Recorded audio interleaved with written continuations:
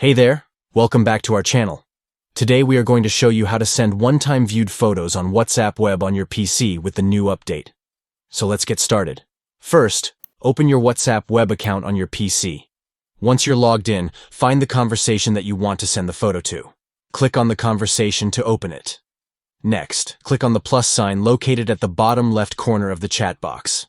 Then, select Photos and Videos from the options that appear. Now, find the photo that you want to send in your computer files.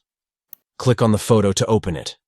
Once the photo is open, you will see an icon with the number 1 on it. Click on this icon to enable the one-time view feature for this photo. After that, click on OK to confirm, and then click on Send to send the photo to the recipient. And that's it. Your photo will now be sent as a one-time view on WhatsApp Web. Sending one-time viewed photos on WhatsApp Web is a great way to share sensitive or private photos securely. We hope this tutorial was helpful for you. Thanks for watching, and don't forget to like and subscribe for more tech tips and tricks.